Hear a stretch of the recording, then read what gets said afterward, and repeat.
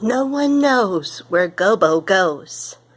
By Mark Saltzman. Pictures by Peter Elwell.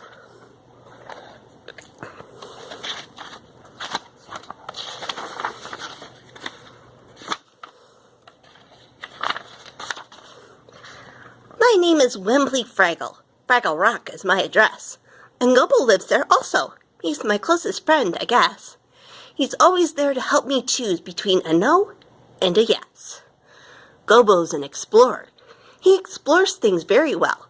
He usually tells us when he's leaving for a spell, but sometimes he just disappears to where he doesn't tell. So no one knows where Gobo goes, we Fraggles often say. Yes, no one knows where Gobo goes when Gobo goes away. Now Moki, Red, and I one day were walking underground when Moki, in her dreamy way, turned to look around. "Wembley, do you know," she asked, "where Gobo might be found?"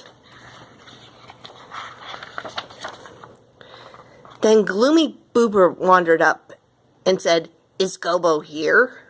I simply cannot understand how he can disappear. I hope he's not in trouble deep. Oh gosh, what's more, oh dear." That's typical Boober. He comes up with things like that. If you're enjoying radishes, he'll say you're getting fat. You know what sounds like Boober most? A tuba playing flat.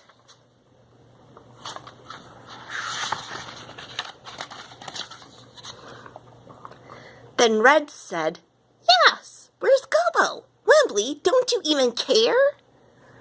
I know that trouble's on the way whenever Red is there. Does Red herself bring trouble on? Do Fraggle Tails have hair? I have a thought, Red added. Now here's what I propose. I think we all should follow him and learn what no one knows. So who will dare to come with me and see where Gobo goes? Who will go where Gobo goes, and who will choose to say? Who will learn where Gobo goes when Gobo goes away? Well, I was not too pleased with this. Who wants to be a sneak? But still, we all were curious. So later in the week, we noticed Gobo going off and followed for a peek. We followed through a tunnel. We turned when he turned right. We followed close behind him, just staying out of sight, until the tunnel grew so dark it seemed a lot like night. The dark got even darker, darker still, like deepest sleep. The dark was very quiet, and no Fraggle made a peep. And somewhere near I thought I heard some cavern crawlies creep. Boober cried, "We're lost! We're lost! We've traveled round and round." "We must keep calm," said Moki, "for we surely will be found." Then Red said, "Wait a minute, I think I hear a sound." We waited there forever. At least it seemed that long.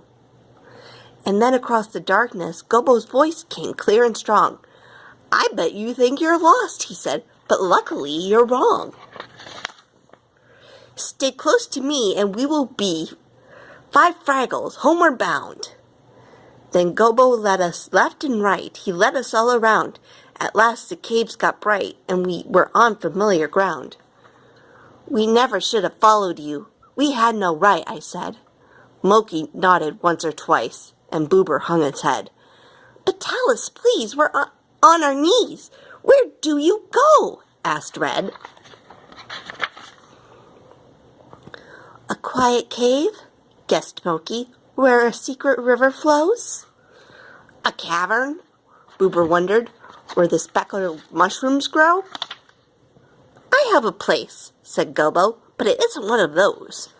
I go there when I want to think what makes a radish grow, or when I want to count how many things there are to know, or when the world's too fast for me and I want someplace slow. But this exact location will have to stay unknown. Like everyone, I need a place where I can be alone. And if I told you where my place was, it wouldn't be my own. Now, do we know where Gobo goes? What did we really find? I guess we know. We sort of got an answer of a kind. We do, but then we don't. I never can make up my mind. So no one knows where Gobo goes, you'll still hear Fraggle say.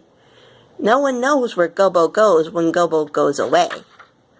Yes, no one knows where Gobo goes, and I suppose that's how it's bound to stay. The end.